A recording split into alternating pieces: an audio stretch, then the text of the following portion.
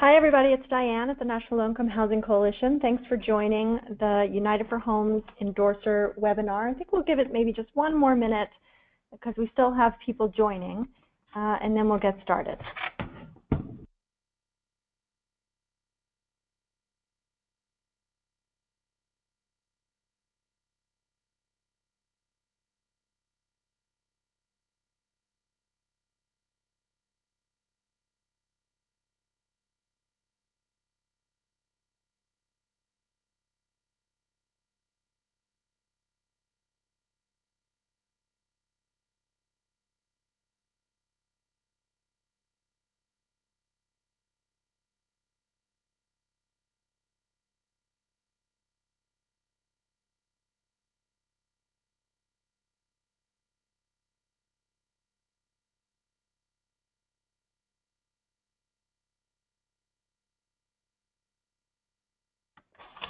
Okay, hi again, everybody. This is Diane Yantel from the National Low Income Housing Coalition.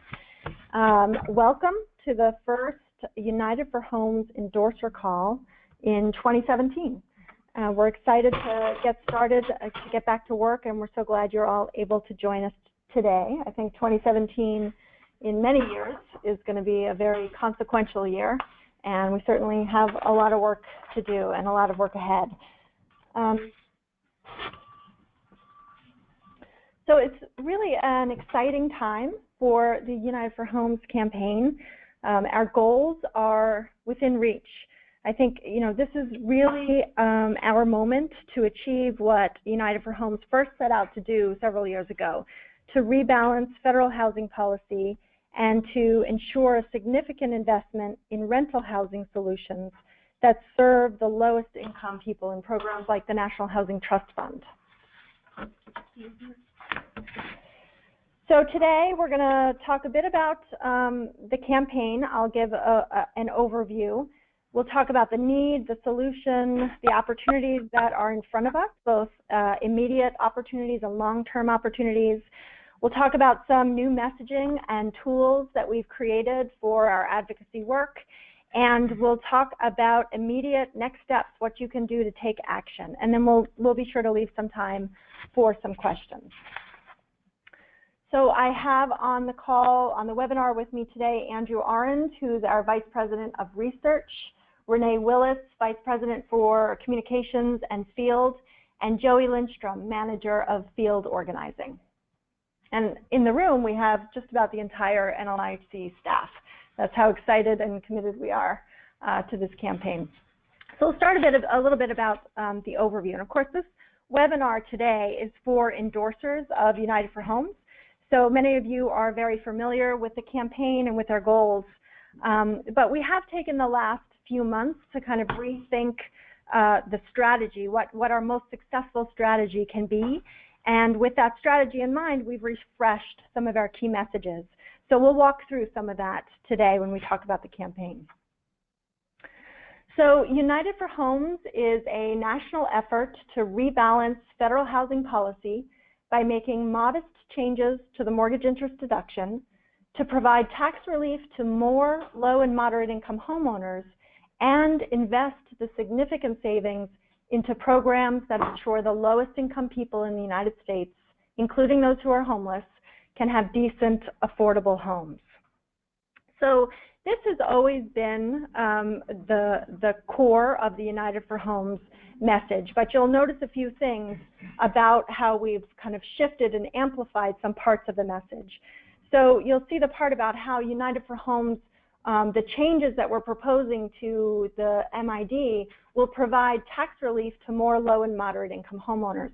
So this has always been the case in the United for Homes campaign and in our proposals, but we're very purposefully taking that part of the proposal and putting it kind of front and center as a way to really expand our allies and our partners and increase, the likelihood of success in doing so.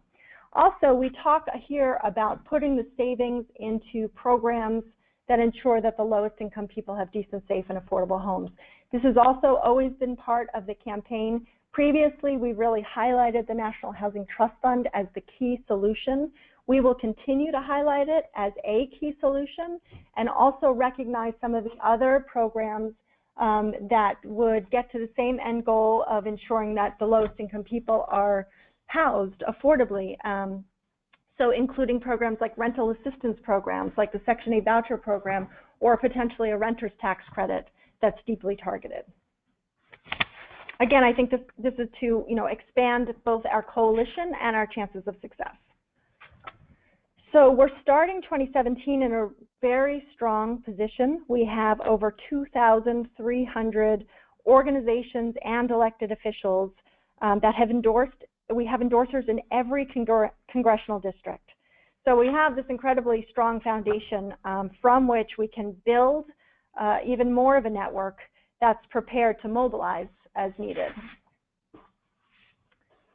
So we'll be laying out in our messaging kind of as clearly and as concisely as we can what our problem statement is. And essentially, the problem is that there is a shortage of homes that are affordable and available to the lowest income people. That has resulted in homelessness and housing poverty. It's primarily because we are underfunding, severely underfunding programs that can help with this issue. And that is primarily because we spend our federal housing dollars in an inequitable manner. We spend much more of it to subsidize higher income homeowners than we do low income renters. So our refreshed campaign that we're getting started on again today, as you can see, reframe some of the issues so that they resonate with and ideally attract some new allies and partners in our cause, where we're presenting some of the key messages of the campaign in really a clear, easy to understand fashion, and we'll be providing robust tools to expand the support and galvanize action by supporters, and we'll talk about some of those tools today. So the messaging, as some of this I've touched on, is the key message is that United for Homes seeks to end homelessness, build a strong foundation, and strengthen communities by providing tax relief to more low and moderate income homeowners and increasing federal investments in the rental housing solutions for the lowest income people, such as the National Housing Trust Fund and rental assistance programs. And we can make those investments by reforming the mortgage interest deduction and reinvesting those savings in housing solutions that assist people with the greatest needs. We are going to be working hard over the next couple of years with all of your help to create new alliances, to really build off of some of the work that we've done to develop cross-sector partnerships and in the housing sector, in the health sector, in the education sector, people who care about economic mobility or communities or jobs. So you'll see in our integrated approach some of these messages, and this is really building off of the work that our community, the housing community, has done, the real progress that we've made in really very clearly showing and even quantifying the links between housing and health, housing and education, housing and economic mobility, and making the case for the benefits that are realized in all of these other sectors when we invest in affordable rental housing. So I'll turn it over now to Andrew to talk a bit about the scope of the need for affordable rental housing. Oh, thanks, Diane. As Diane had just briefly mentioned earlier, and as many of you know, there's currently a shortage of about 7.2 million affordable homes that are available to the poorest renters, and those are renters who earn less than 30% of the area median income. That's only 31 affordable and available rental homes for every 100 extremely low income households. And on the next slide, which is a map, you'll see that it provides the number of affordable and available rental homes for every 100 extremely low-income renter households by state. And the supply is as low as 17 affordable homes for 100 renters in Nevada, 21 in California, Arizona, and Alaska, and even the state with the best relative supply is North Dakota, where there's only 64 housing units that are affordable and available for every 100 renters. In no state or metropolitan area, or every state and every major metropolitan area has a shortage of housing for the poorest renters. As a result, 7.8 million extremely low-income households are severely cost-burdened, spending more than half of their income on rent. Keep in mind there's only 10.4 million extremely low-income renter households. So that means 3/4 of them are severely cost-burdened. And they make up 3/4 of all severely cost-burdened households in the country. And as you can see, there's far fewer households with these severe cost burdens as you move up the income ladder to low income and moderate income. The next slide that you're looking at illustrates some of our federal housing expenditures. The top line, the blue line, represents approximately $70 billion a year, approximately, that is expended for the mortgage interest deduction that allows homeowners to deduct the interest they pay on their mortgage from their income for federal tax purposes. By comparison, HUD's annual budget authority is the orange line, which is typically a little more than $40 billion per year, and that's the entire HUD budget. So, as you can see just from this simple graph here, is that we spend far less on federal housing programs that help poor households than we do on the mortgage interest deduction, that most 82% of which goes to higher income households who earn more than $100,000. And on the next slide, it shows the average benefit of the mortgage interest deduction by income group. And so you can see as income goes up, the average benefit of the mortgage interest deduction goes up quite dramatic. And that is because, one, higher income households earn a higher marginal tax rate, so the value of their deduction is greater to them, and two, they have larger mortgages, and so they often will pay more in interest. And this I should also point out, this slide says nothing about the fact that many lower to moderate income homeowners don't benefit at all from the mortgage interest deduction because they don't itemize their deductions. So in summary of these 4 slides, is that we have a huge shortage of affordable housing for the poorest households who have the most critical cost burdens, and yet we devote fewer housing resources for those households than we do to the mortgage interest deduction. And I'll turn it back over to Diane. Great, thanks. So next slide, please. So the solution is essentially the next one is the United for Homes proposal, which is to reform the mortgage interest deduction, which is a $70 billion a year tax write-off that, as Andrew said, largely benefits the highest income households, and make these changes so that we can provide tax relief to more low and moderate income households and reinvest the significant savings into rental housing that serves the families with the greatest needs. Specifically, our proposals are as they have been since United for Homes was created. There are 3 components to the solution. One is to lower the mortgage cap, so reduce the amount of a mortgage eligible for a tax write-off from its current cap of $1 million down to $500,000. So homes that have a mortgage of $600,000 or $700,000, they will still be able to get the benefit of the interest up to $500,000. And we have looked at the data to see how many people across the country would be impacted by this proposal. And it turns out that it would be fewer than 6% of mortgage holders around the country that would have any impact at all from this change. And that 6% of households are mostly in California and New York and a few other high-cost areas around the country, but predominantly New York and California. So the second proposal is to convert the deduction to a tax credit. So turn the mortgage interest deduction into a credit. This is the place where we would realize a new tax benefit for millions of low-income homeowners who currently get none from holding a mortgage. These are homeowners who don't earn enough to itemize their tax returns, and so get no benefit from the mortgage interest deduction.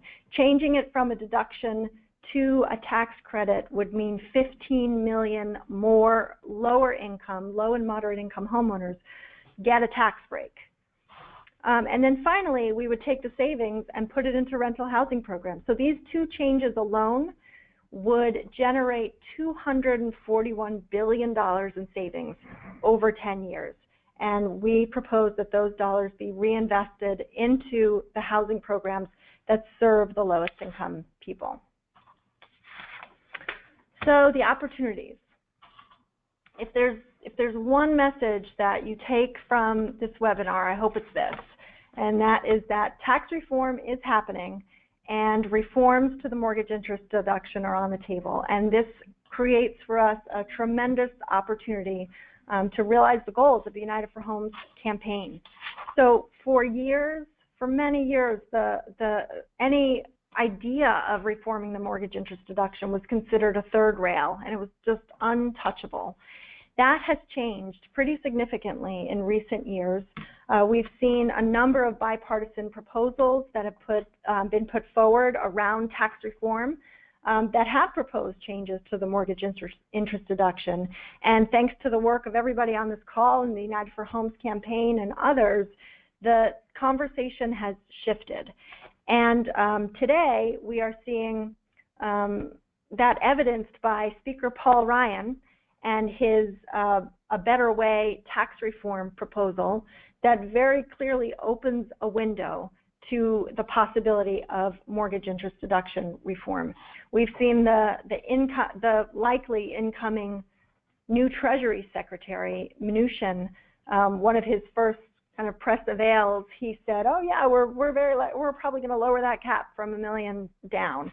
He's since kind of been a little bit more careful with what he's been saying publicly, but we've been meeting with Ways and Means and Senate Finance members and their staff, and they are confirming for us that there are active conversations happening now about reforms to the mortgage interest deduction.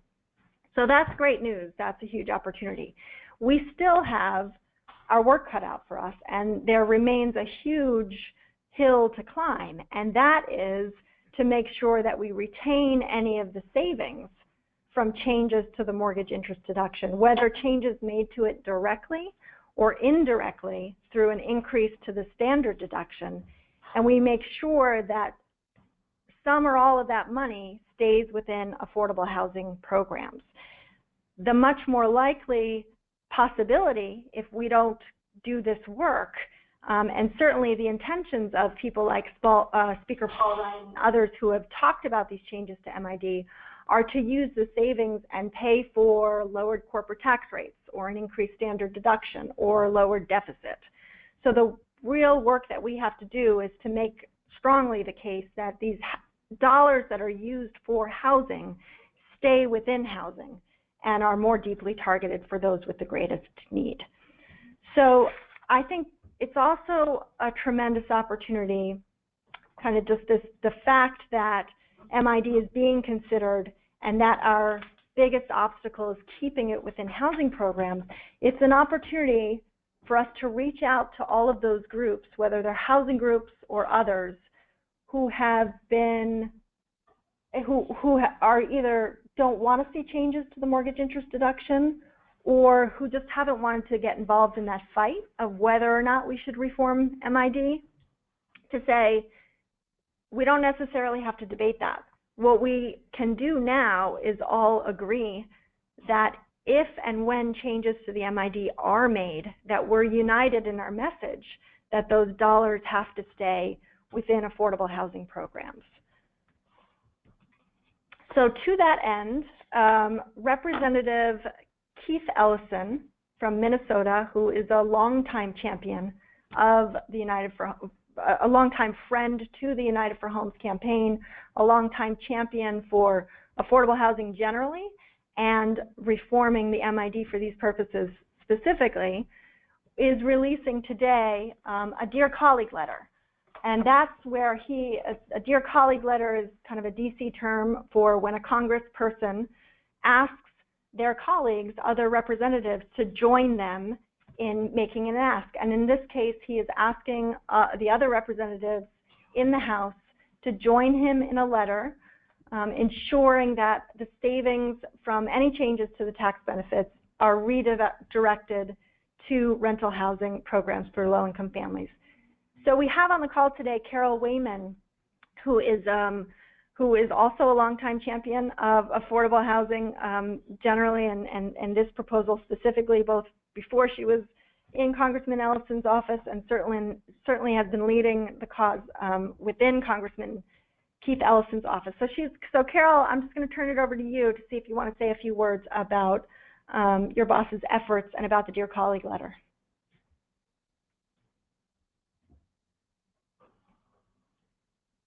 And we're all keeping our fingers crossed that the technology works out here, because I know, Carol, you're on the call. Carol, there you are. Yeah, I can hear you. Great. Yeah.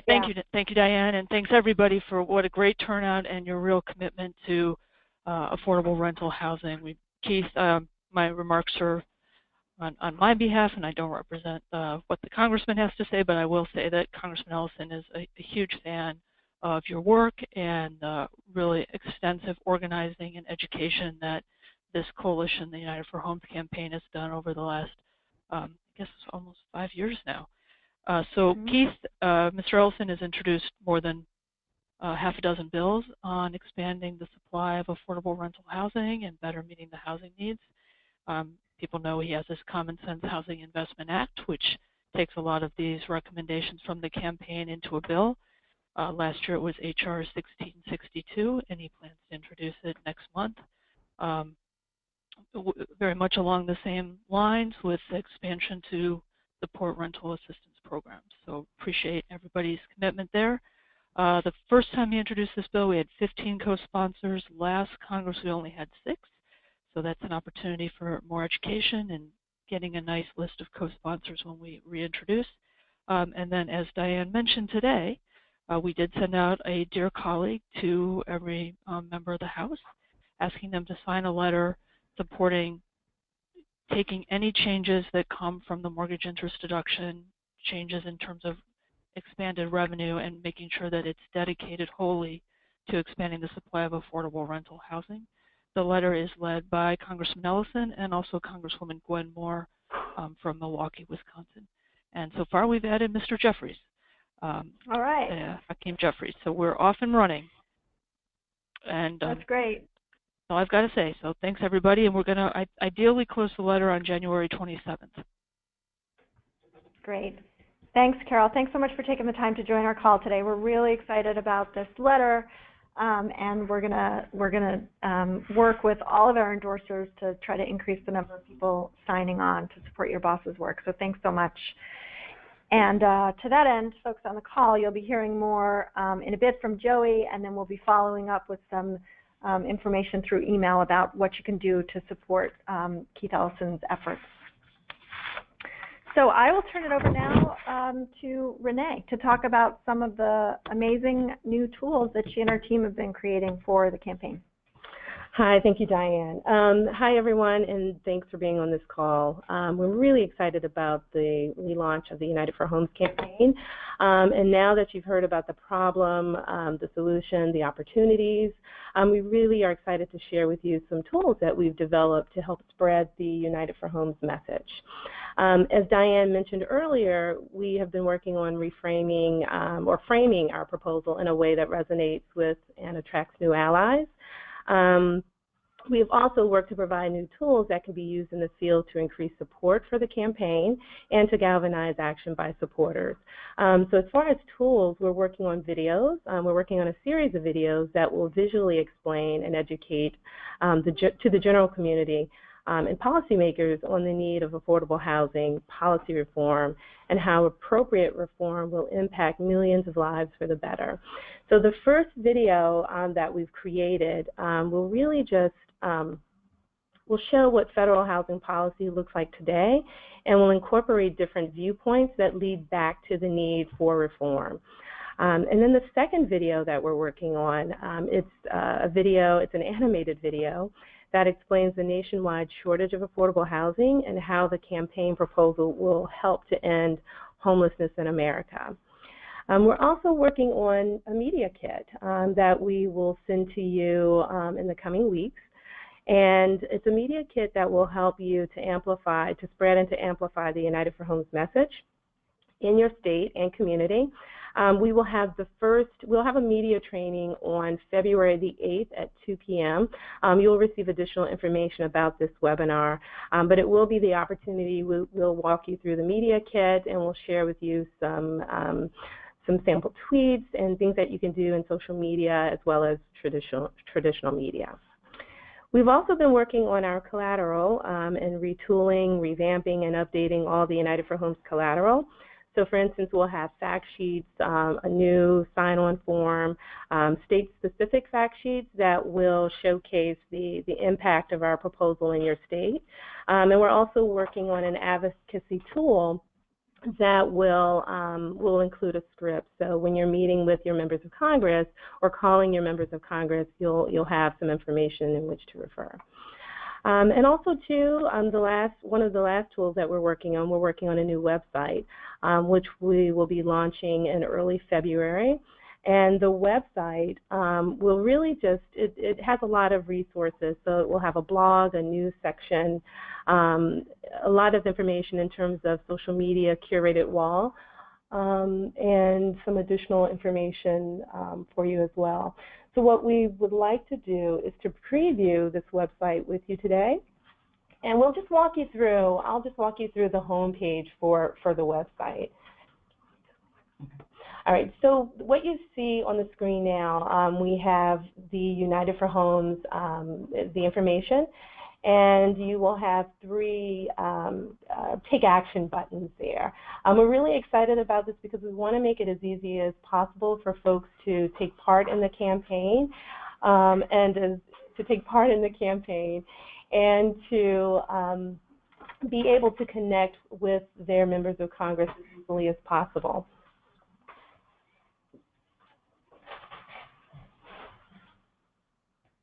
So as you go down, as you scroll, see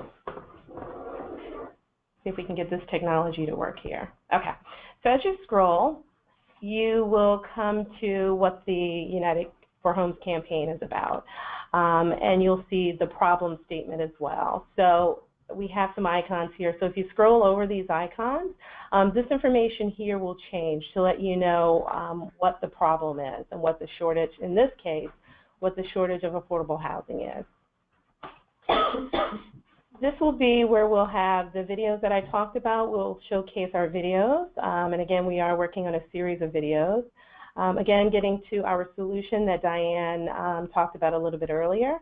This will highlight what the solution is, as well as provide folks with what our proposal is in action. So this is it's a slider, so that if folks want to see how the proposal will work, they can move the slider to lower the mortgage cap or to convert to a tax credit.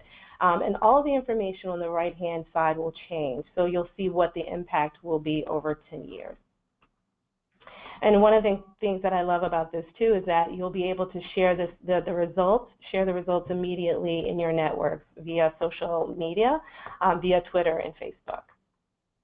And as you scroll down, we also have additional information. So you can click on your state, and once you click on your state, you'll get high-level information about what's happening in the state. So you can see here in Colorado that over the course of 10 years, the impact of the proposal will be a savings of $3.2 billion. That could be used to either create more than 45,000 rental assistants, to create new rental assistants, or to create 32,000 new affordable housing units. And we'll go back to this a little bit later, so I can show you, we have more details if you want to really get into the weeds of what is happening in your state. We have more information there. I spoke a little bit earlier about the social media curated wall. This is where anytime anyone is mentioning United for Homes in social media, this is the place where that information will be collected, a curated wall. And this is also a place where folks can share via social media, Twitter, and Facebook information that they see here as well. We will also have a blog section and a news section. So any news about United for Homes, you will find it here in this section. And then any facts on United for Homes we will have here in this section. And we will be updating this regularly, so certainly information will change as we develop new fact sheets and fact cards about the United for Homes campaign. So I mentioned the states, so I wanted to go back to that just for a moment. So once you click on one of the states, you will then access, let's see if we can get this here, information regarding your state. So this is where you will see, again, the impact of what the United for Homes proposal will do in the various states. But you will also have information here such as data on the states, resources, endorsers, and take action. And so I'm going to briefly just preview these with you. So with the data section, you'll see in your state how many mortgages are over 500,000, and in this case in Colorado, it's 3.7%. You'll also see some information and data on out of reach, on how many hours a person would have to work in order to afford a modest 2-bedroom unit at fair market rent. And then you'll also have gap, affordable housing gap information as well. In the tab labeled resources, this is where you will find information and resources that you can use in your advocacy. State-specific resources, as well as all of the reports that we've produced. And also we're creating, as I said, a media kit and some other tools that you can use in your advocacy. In the section, in the tab entitled Endorsers, you'll see all of the endorsers in your state, state organizations, as well as elected officials at the bottom. And then in the last section, we have a Take Action section. So if anyone is joining or coming to this website, and if they're not a member of the United for Homes campaign, they can certainly join through this Take Action button, as well as we'll have connections so that you can connect with your members of Congress on various legislation, and also a step where you can also, again, share via social media. So again, this is the website that we intend to premiere in early February. We're very excited about this as a tool to help in advocacy, and I'll certainly be more than happy to answer any questions that you have at the end of the presentation. But first, I want to turn it over to Joseph Lindstrom, who's going to talk to you about what's next. All right, thank you, Renee, and thank you everyone for being on the call, of course. This is a really great moment with relaunching the United for Homes campaign, and perhaps a unique opportunity with tax reform really getting moving in Congress. So naturally you're wondering, what can I do to really get involved and to make an impact with my member of Congress? And that's a great question, so glad you asked. The first thing you need to do is, beyond just supporting United for Homes and our efforts to reform the MID, is communicate with your member of Congress that this is an issue that you and your organization care about.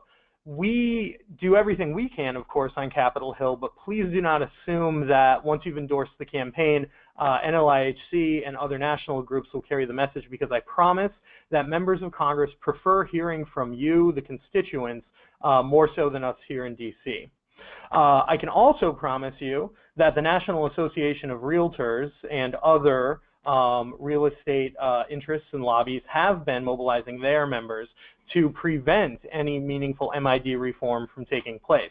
And this happens whenever we see members of Congress make positive statements about reforming MID. They get a ton of phone calls and emails and meetings from realtors in their district, and we need to respond to that with housing advocates who feel that housing resources need to be provided in a more balanced fashion. In order to speak to your members of Congress about these issues, there are numerous ways you can be in touch.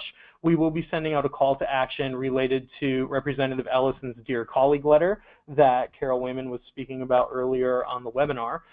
We will also be providing opportunities for each of you to lobby at NLIHC's annual forum and lobby day in April. So please consider attending that event.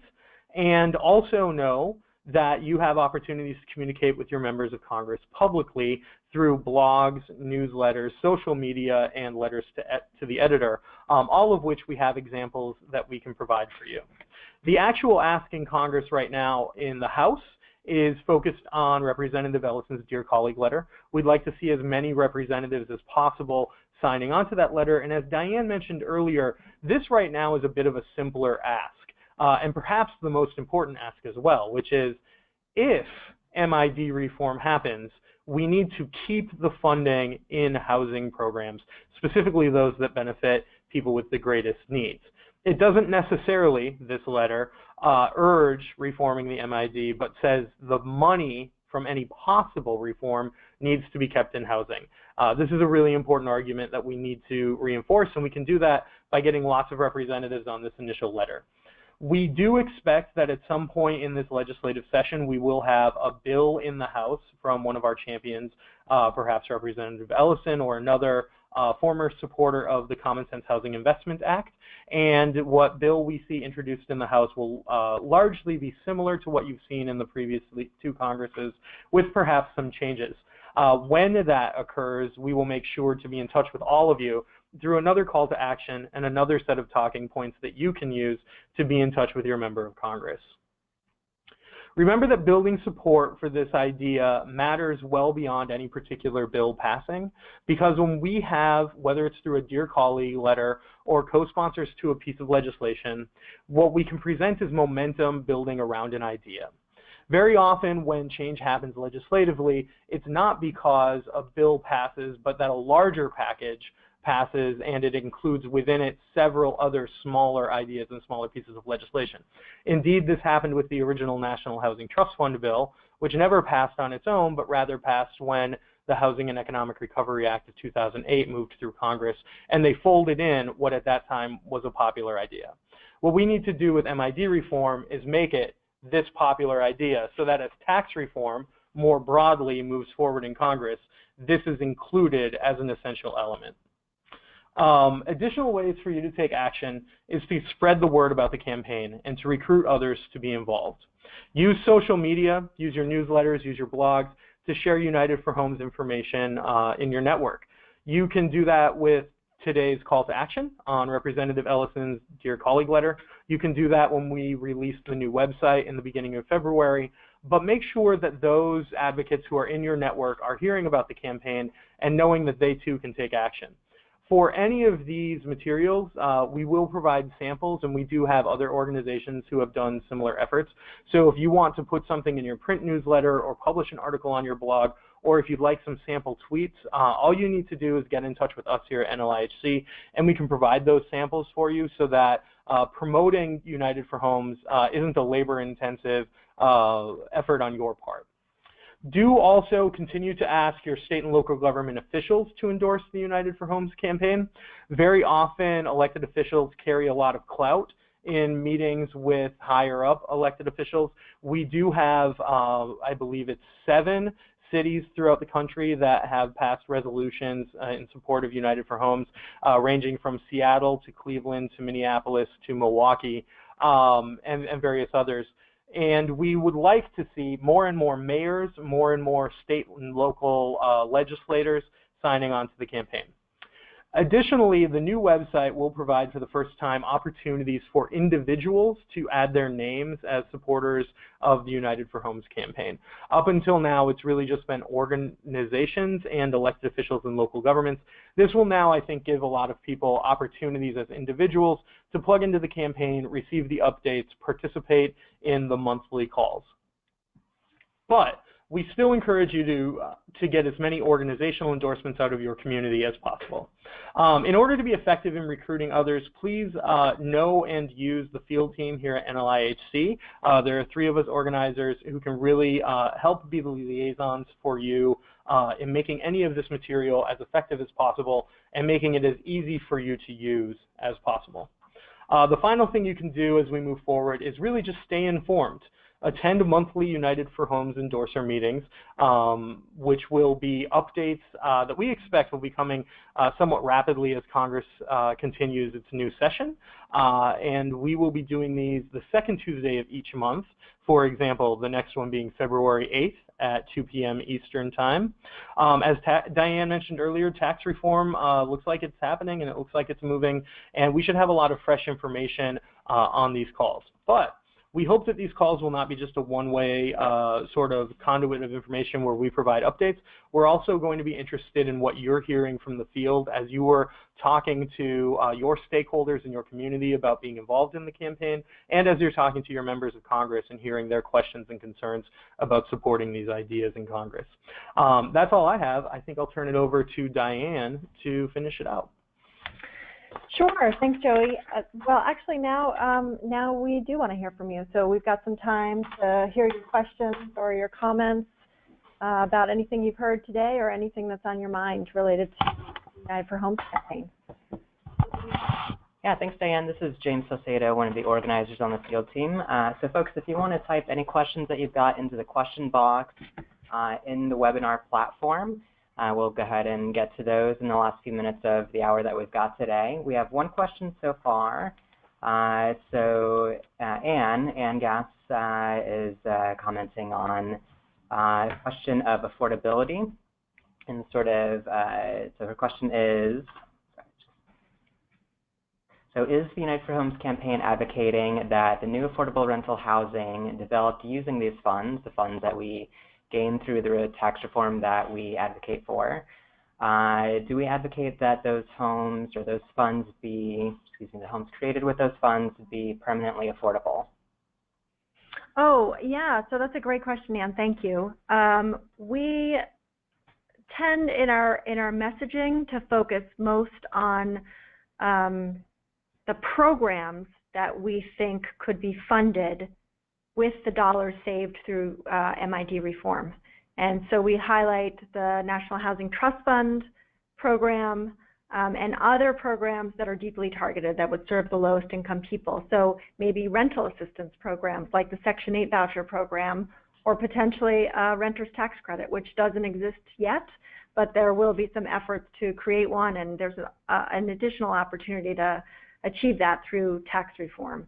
So I think we haven't in the campaign itself and in our messaging about what we want the solutions to be, sort of laid out beyond saying it should fund solutions for the lowest income people so that they have decent, safe, and affordable homes.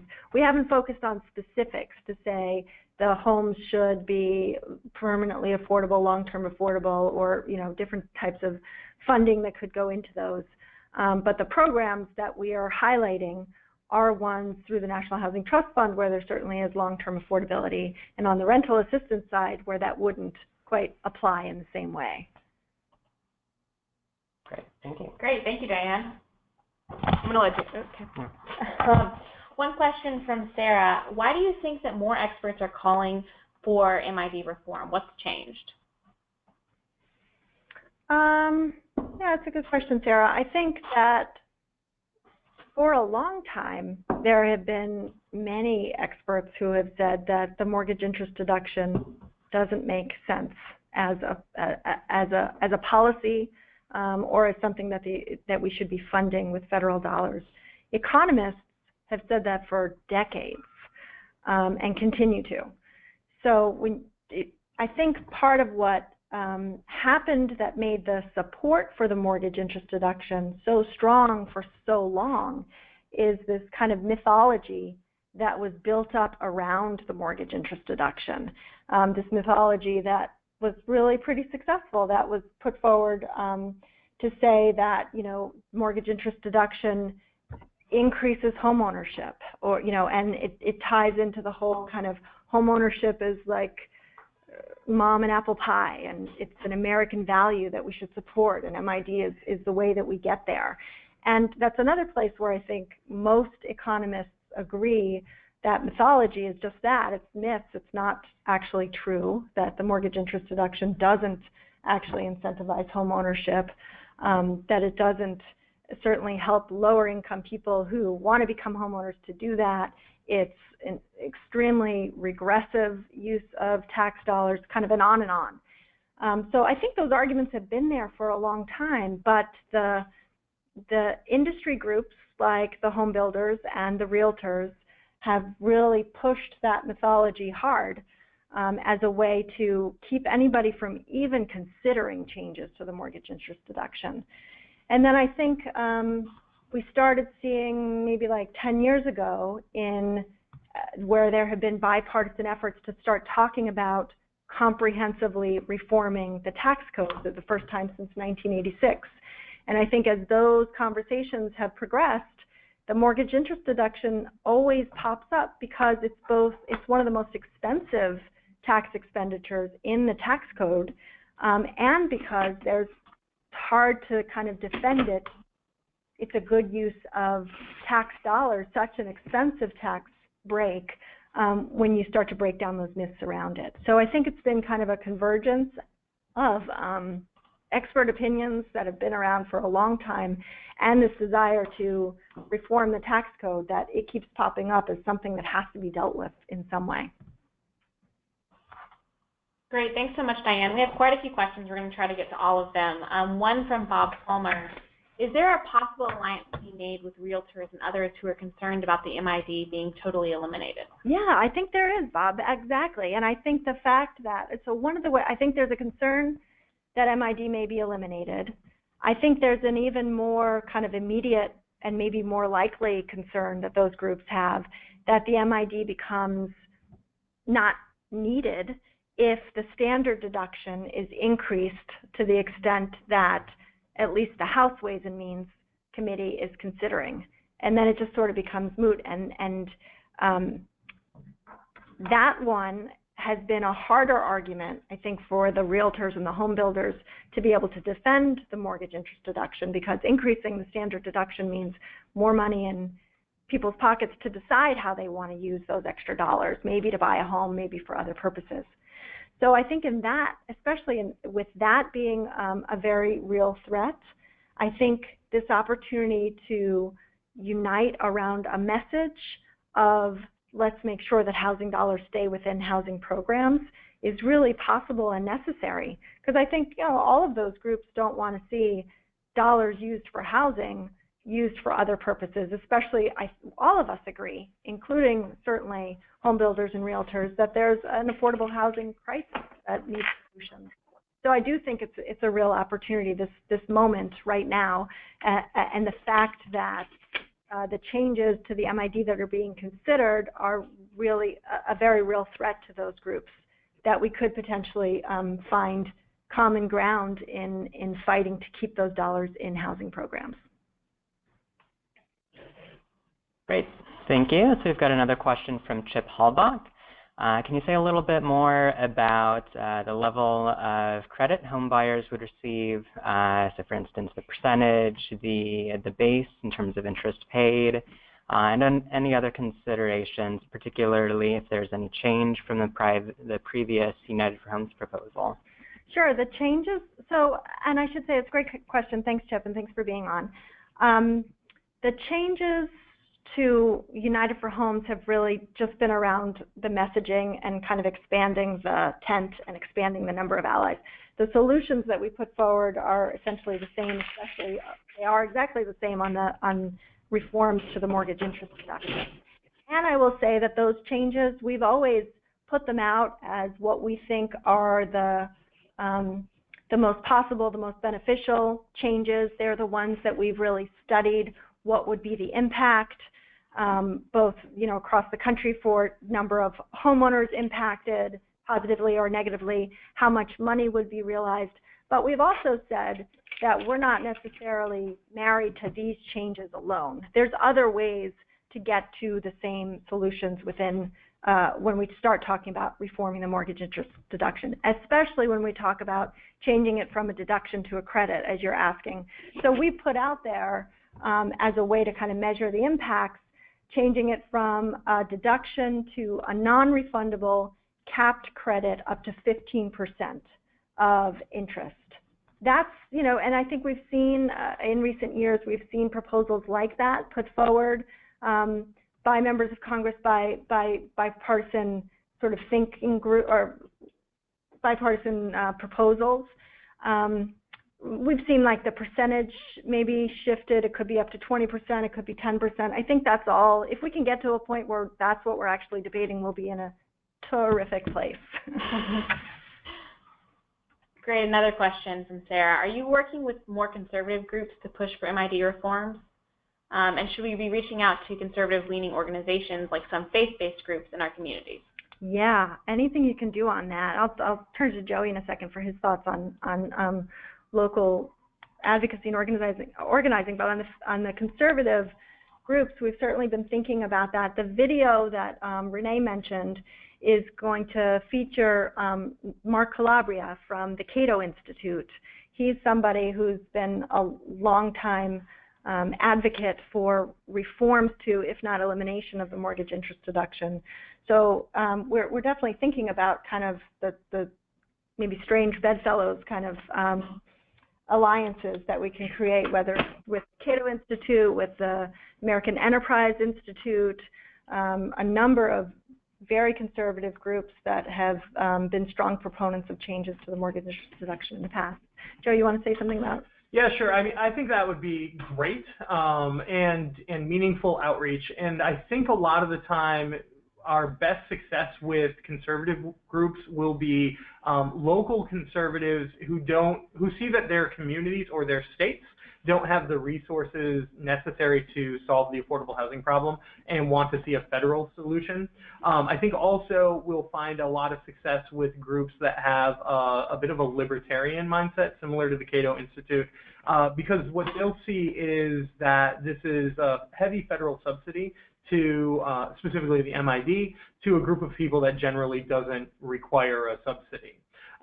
So I think we can find some overlap there. Regarding communities of faith, I think the best messaging can be that there are a lot of pressures on congregations and local faith communities to provide more and more charitable giving because we see increasing homelessness and increasing cost burden and need for eviction prevention resources and so forth. We do have, amongst our 2,310 endorsers throughout the country, numerous local religious organizations, as well as some national religious organizations. The United Methodist Church Global Board on Church and Society, for example, the Zavarian Brothers, for example, are another group. Network, National Catholic Social Justice Lobby. Now, many of these are religious organizations with a specific social justice mission, and those will often be the easier organizations for us to approach about this issue. But we should also consider faith organizations and local congregations that maybe don't have social justice as part of their mission, but are seeing more and more of their community and their congregants dealing with rent burdens. So I think there's a lot of partnership to be made there, and I'd be happy to explore more of that with anyone on the call. Great, thank you, Joey. One question we have is, should we be focusing on more R's or D's? Yeah, so we need both. We need everyone we can get. I think, so as I've been having conversations about this with people on the Hill and with members, I find that when we talk about the need to direct scarce resources towards those with the greatest need, that resonates with Republicans, where they're saying, if we're going to be spending tax dollars anywhere, let's spend it on the people who actually need it. The Democrats are going to be the ones, I think, who would be really stepping up to champion that if changes are made, the dollars need to stay within programs that serve those families and that assist the lowest income people. The tax, of course, we're in an environment now where the Republicans are in the White House and in the majority in the House and in the Senate. There's still a big open question on tax reform, specifically about whether the Republicans are going to seek to do it in a bipartisan way, or whether they're going to use a parliamentary procedure called reconciliation, which ensures that they don't have to do it in a bipartisan way. I think depending on which way we go, we'll have different tactics to reach our goal in terms of who we're reaching out to champion. But we certainly need Republicans who are willing to make this change, and we need Democrats to continue championing the programs that we want to see funded through it. Did you want to add something? Yeah, this is Paul Keeley. I'm the COO at the Coalition. Just to add one little point about this R&D question, one of the facts that you ought to keep in mind and certainly share is that the vast majority of mortgages over $500,000 are actually in blue states, not in red states. The percentages, most red states, of mortgages over $500,000 are under 3% of the mortgages, under 2% of the mortgages, under 1% of the mortgages in many of those states. So one question is, why are we subsidizing high mortgages in blue states? You could ask that of your red Republican colleagues. Great, thank you, Paul. We have one last question from Stephen. Stephen, forgive me, I'm paraphrasing your question a bit. But what role has discrimination played in MID, and how does MID interact with issues of race and equity? Well, I mean, so, we just did a report on this last year or the year before where, white homeowners or white mortgage applicants are far more likely to apply for and obtain a mortgage just over $500,000 than other racial groups. So there's that.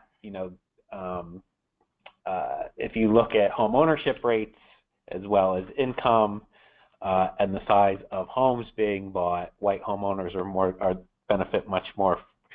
You could make an educated assumption that white homeowners benefit more from MID than other racial groups based on income, the size of homes being bought. And so, when you look at that, it's a tax expenditure that benefits a particular race more than other races.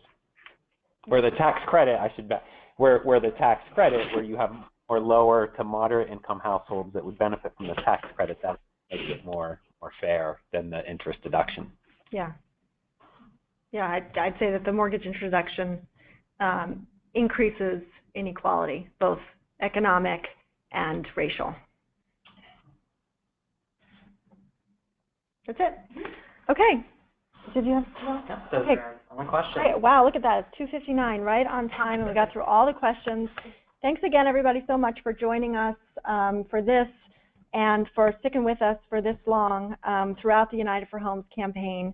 I really am genuinely excited about this moment and the opportunities that it offers us, and really believe that if we keep working at it and working to expand our coalitions and get our message out there, that we have a real opportunity to really increase investments into the programs that we know are needed to end homelessness and housing poverty. So thank you for your work. Thank you for your commitment. Thanks for being on today, and we'll look forward to talking with you again next month for our next call on February 8th. And you'll hear from us certainly much sooner than that, especially around Mr. Ellison's Dear Colleague letter, and we'll send you some information on we'll send you the letter, we'll send you some background on it, and real specifics about what action you can take today to keep this campaign moving. So thanks, everybody. Talk to you soon.